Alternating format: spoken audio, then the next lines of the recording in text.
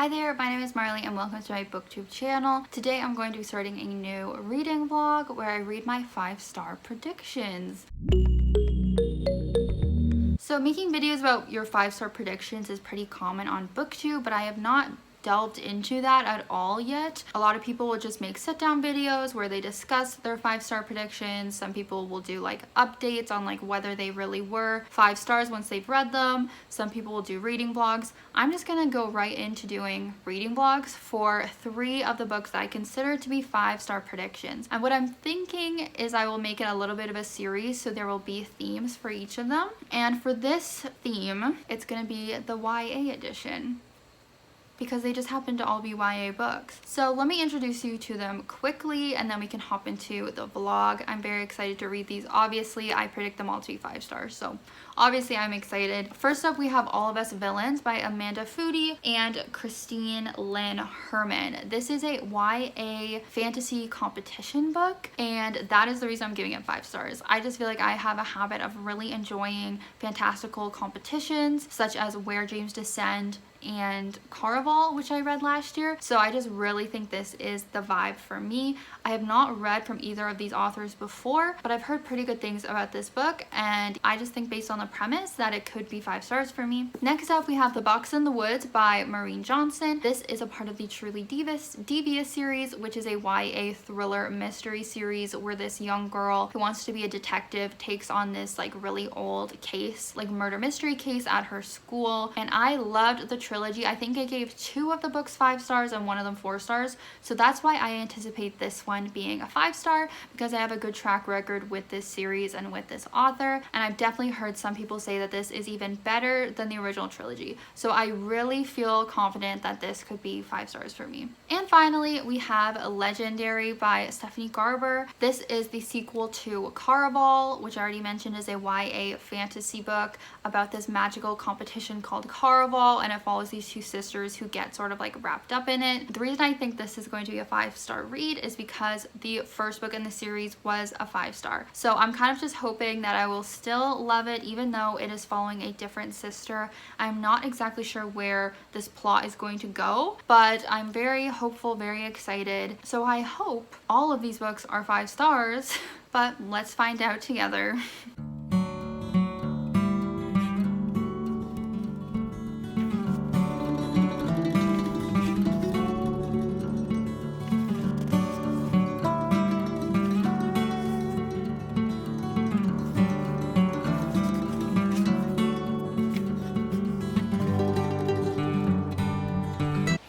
I've reached the halfway point in my first read of the year, and that's Legendary. Started this a couple days ago. Really loving it, and I'm so happy about it. Obviously it's the sequel, so I'm gonna try not to like say a ton about it, but essentially this series is about this mysterious, whimsical, magical competition called Caraval, and each year there's like a different prize that you can get if you win. And in the first book we follow this one Caraval where this girl Scarlett has entered it because her sister Donatella, Tella for short, was kidnapped. So it was her goal to win to try and save her sister. In this book there is another Caraval already happening, and we're following from Tella's point of view. And Tella is the way more like crazy wild sister. Scarlett was the older one that was always trying to protect Tella, and you know, she was more uptight or whatever, that type of character. So it kind of is not more fun, but it is fun reading from Tella because she's just getting way more involved in like all this drama going on with Caraval. Basically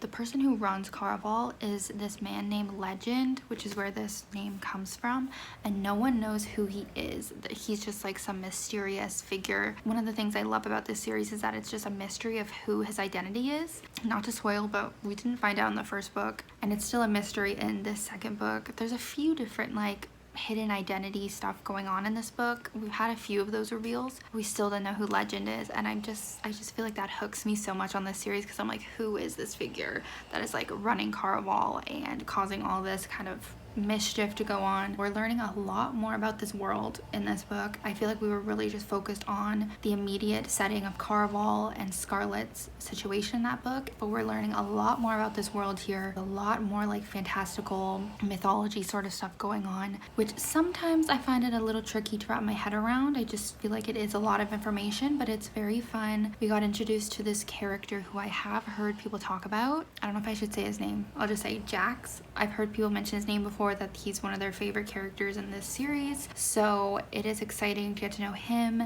There is of course a romance situation going on. That was one of my favorite things in Caraval, was the romance between Scarlet and Julian, and Tella definitely has her own romantic love story. It's even a bit of a love triangle almost, but I think I know who the actual love interest is, and I'm liking it. Not as much as Scarlet and Julian from the first book. I think I ship them more, but yeah, I am just absolutely loving this series still, so I'm feeling pretty hopeful that I was right and this will be a 5-star.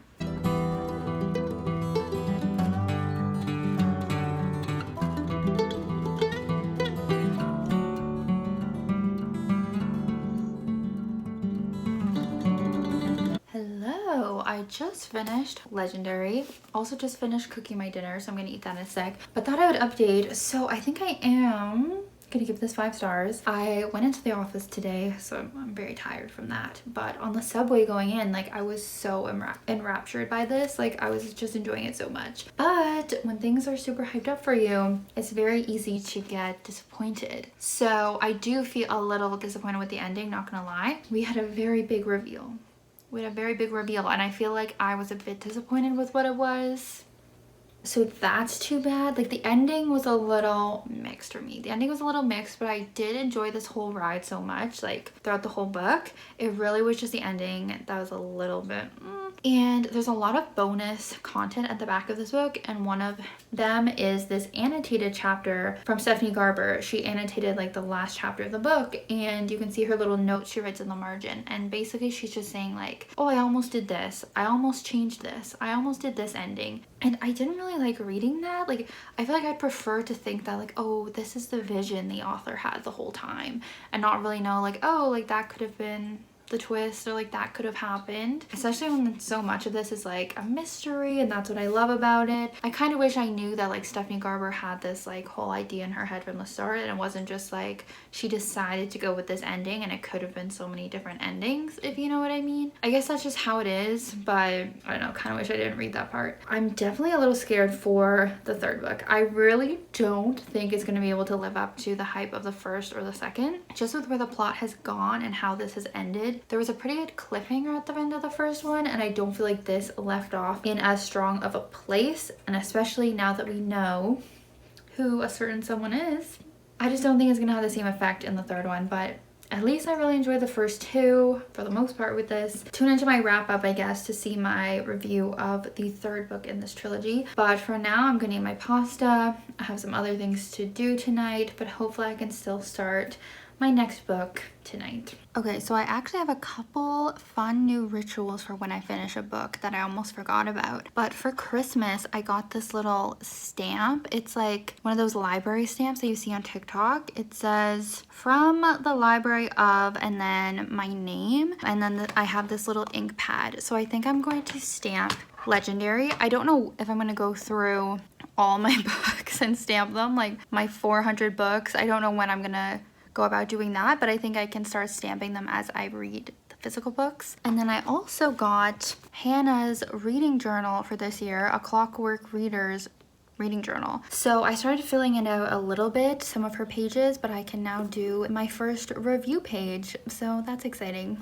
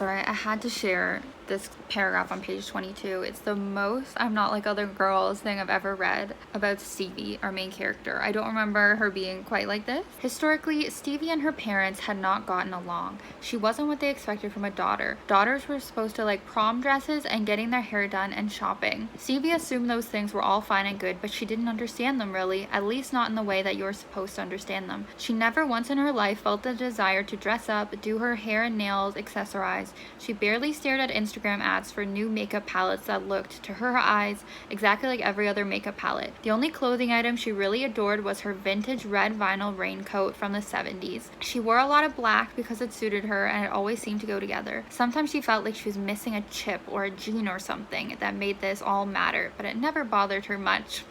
Okay, Stevie, okay. Well, vlog, it's a citywide blackout, or at least in my area.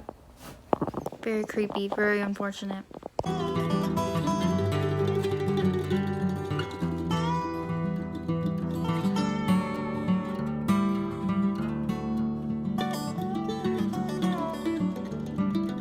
I just cut my boyfriend's hair. What a wild night. Hey guys, okay, finally here for a book update for The Box in the Woods. Just was having a busy night tonight, had the blackout. Didn't last too long actually, thank God. Then we went and saw Joseph and the Technicolor Dreamcoat, which was really fun. Then just gave Dakota a haircut. But I did in the meantime reach the 50% mark for The Box in the Woods. It's really, really fun so far. Basically, Stevie gets this kind of proposition to come solve this murder mystery cold case that happened at this camp back in the 70s. It kind of was a classic 70s slasher situation where these 4 teenagers were brutally murdered and then they just never figured out who it was at this summer camp. So Stevie is now going to be kind of like a camp counselor there, but really she's going to investigate this murder case. The guy that recruited her owns the camp, and for some reason he wants to solve the murder kind of like for publicity and to make a podcast to kind of profit off of it. And then Stevie's able to bring her friends as well. It's definitely nice getting to see these characters again that I'd kind of forgotten because it's been a few years, but her 2 best friends are really fun. Maureen Johnson's writing is really fun despite Stevie being a little bit more of an anxious, quiet character. The writing is still more like lighthearted and funny, which is nice to read. We're also getting flashback chapters similar to in the original trilogy where we had those flashbacks to the past. We are also seeing in real time what happened in the 70s and hearing from some different perspectives of those characters who were there to witness the crimes. In terms of theories, I feel like I can't really have many theories right now. Oh, I should also say there is someone in present day who left a creepy message for Stevie, again similar to in the Truly Devious original books. So there's someone who obviously doesn't want the mystery to be solved, whether it's the murderer from back then or someone else. We can't really know. There definitely are some suspicious people, but at this point I can't really have theories. I guess I do find the guy who wants to like solve the murder for publicity, I find him a little sus, and a few other characters. But yeah, I'm definitely excited to see where this will go. I feel like it's kind of going a bit slow in terms of the mystery, like we haven't found out too much. I am used to Maureen Johnson dragging the mysteries out for a trilogy, so it will be nice to see this one at least wrapped up in this book. Alright, it's the next day and I've just finished The Box in the Woods. I literally spent the whole morning and some of the afternoon reading the second half of the book. I just couldn't stop. It was so good, so fun to read, so easy to get through. So I am going to give it a 5-star as predicted. I did question that a little bit because it just went in a direction I was not expecting. I feel like it's not your typical reveal for a murder mystery. But then I was thinking, you know what? That's actually cool that it was something different and that I wouldn't have expected and wouldn't have been able to necessarily piece together myself. I do like a mystery where I could have guessed it and I could have figured it out, but I think it was kind of interesting what they did here. We had that classic fun moment at the end where Stevie just went through all the evidence, explained everything, that typical scene where it's just all the suspects in the room, all the different players, and the detective is just revealing everything and like revealing who the murderer is. It's always very very fun to see how it all comes together in those scenes. I also didn't mention, but David is in this book as well. That's Stevie's love interest and her boyfriend.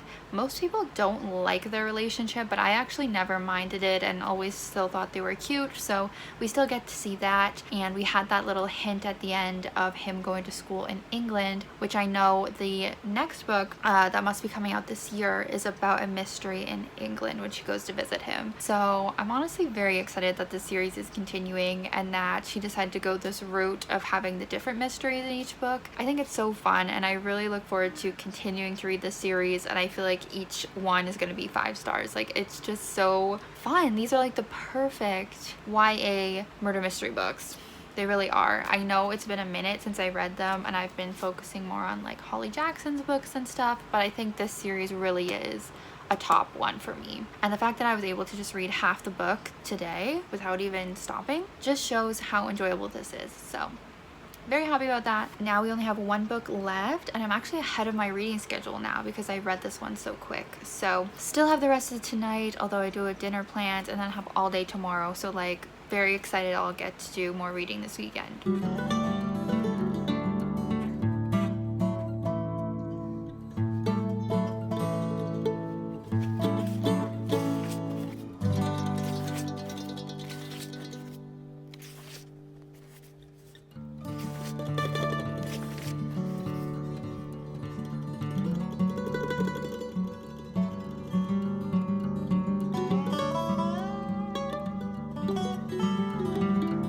I am halfway through All of Us Villains, and it's going pretty well. I will admit, when I first started it, the first chapter, I was like, oh, this is very try hard. The main character we open with is named Alistair, and he's very like, oh, I'm so dark and evil and villainous and broody with my widow's peak and pale skin and dark hair and emo-ness, and I was like, oh. But there's actually 4 main characters in this that we get perspectives from, and that's very much like his vibe, but that is not every character. So it's mostly just his character that was like a little bit try hard. As for the plot of this book, we are in this fantasy world where people have magic, and there is something called like high magic, and then there's common magic. And high magic is essentially extinct now, except for this competition that happens like once every generation, like every 20 years, where there's a chance to win some high magic. And this competition happens when the blood moon rises and the blood veil falls. Basically, there's the 7 chosen families that all have to enter a player into this competition to win the high magic. So it's very Hunger Games. It's basically like they're all choosing a sacrifice to put in this competition to the death. Only one person can survive to win, and they're all trying to kill each other with these little like curses is what they call them. Basically, it's like spells. It took me a little while to grasp this world and this like magic system, but basically they create these little like curses, they call them, and then they put them into these crystals or like stones, which is why they have the rings on the cover. So they'll wear these little rings that contain their spells or their curses that they can then cast. So kind of different, kind of interesting, still figuring all of that out a little bit. And this competition is a curse itself. Anyway, so we're following 4 people from 4 of the different families out of the 7. As you can imagine, they're gonna be the champions that go into this year's competition. 2 boys, 2 girls. Honestly, I'm liking all of them, and I'm wanting them all to like interact more, and I'm wondering what the relationships are going to be like between all of them. So far they've been pretty separate, and we've just been learning about the world through each of their different lenses, learning about their different families. Oh, another interesting thing about this competition is there was recently this tell-all book that was released where someone from one of the families just kind of like said all the dirty secrets about the competition. So there's a lot of like drama going on with this specific year. Obviously, I think some crazy out of the norm stuff's gonna go on in this year's competition. Yeah, I'm liking it. I'm still not sure if it will be a 5-star. We're really gonna have to see. The competition has now recently started, so I think the rest of the book should be pretty interesting. I really just want our main characters to all kind of team up and be in an alliance against the other families. And I'm hoping for there to be more romances. We've got a little bit of a hint of one, but I definitely like to see more. And then we also have a character who is giving me Magnus Bane vibes. He just kind of keeps popping up in each of their perspectives, and he's kind of like an older curse maker, giving me Magnus vibes of like helping out everyone in the Mortal Instruments. But yeah, I feel like I'm reading it very quickly. As I said, almost halfway through. We'll have to see if it's 5 stars. So I was feeling like the romance was a little lackluster for me, but there was just actually a really good scene, a really cute scene. And the main couple, like, they bond over doing this, like, crossword together, which I love crosswords. And now they have, like, this inside joke. Not really a joke, but, like, this inside thing with, like, crosswords. Maybe I'll just say an example. It was, like, a life or death situation kind of thing. And she goes, 7 letters to endure. And he goes, survive. Like they'll say a little clue of like a word, and then the other one says the word. I don't know. Now I actually like the couple. I spotted a mistake in the book. As I finished it. And you know what? It's not gonna be a 5-star.